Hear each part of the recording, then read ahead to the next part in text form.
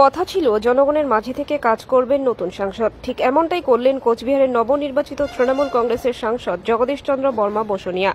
জয়লাভের পরদিনই অর্থাৎ বুধবার প্রথমেই তিনি পৌঁছে যান কোচবিহারের প্রাণের ঠাকুর মদন মোহন বাড়িতে ও সেখানে গিয়ে পুজো দেন।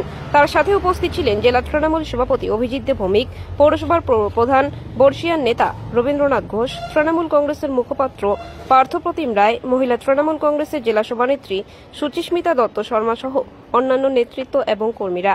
জগদীশবাবু বলেন, মনোনয়ন জমা দেওয়ার সময় তিনি সর্বপ্রথম বাবা মদন মোহনের আশীর্বাদ নিয়ে মনোনয়ন জমা করতে গিয়েছিলেন। তাই জয় লাভের পরে তার সর্বপ্রথম কাজ বাবা মদন মোহনের কাছে কৃতজ্ঞতা জানিয়ে তার পুজো দেওয়া। আজ সেই পুজো দিতেই তিনি মদন মোহন বাড়িতে এসেছিলেন।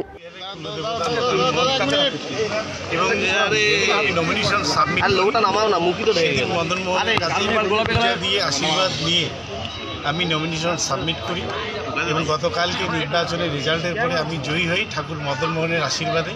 তো আজকে আমার প্রথম কর্তব্য, জয়ী হওয়ার পরে আমি আজকে সকালবেলা প্রথম আবার কুচবিহারে এসে সেই ঠাকুর মদন মোহনকে পুজো দিয়ে বাকি আমার যা প্রোগ্রাম আছে সেগুলো আমার মদন মোহন কাছে প্রার্থনা করলাম যে তিনি যেন কুচবিহারবাসী সবার মঙ্গল করেন, কুচবিহারের যেন শান্তি বিরাজ করে, কুচবিহারের যেন উন্নয়ন। সংসদে গিয়ে কুচবিহারের জন্য প্রথমে কী দাবি রাখবেন সেটা আলোচনা করে সংসদে যে প্রায়োরিটি আমাদের দরকার সেগুলো নিয়ে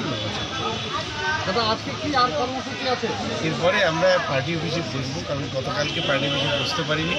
ইতিমধ্যে আমরা খবর পেলাম যে আমাদের একজন কর্মীকে সে ভজনপুরে সেখানে বিজেপিরা গুলি করেছে, তাকে দেখতে হসপিটালে যাবো, সেখান থেকে সে পার্টি অফিসে বসবো, পার্টি অফিসে বসার বাকি আলোচনা হচ্ছে।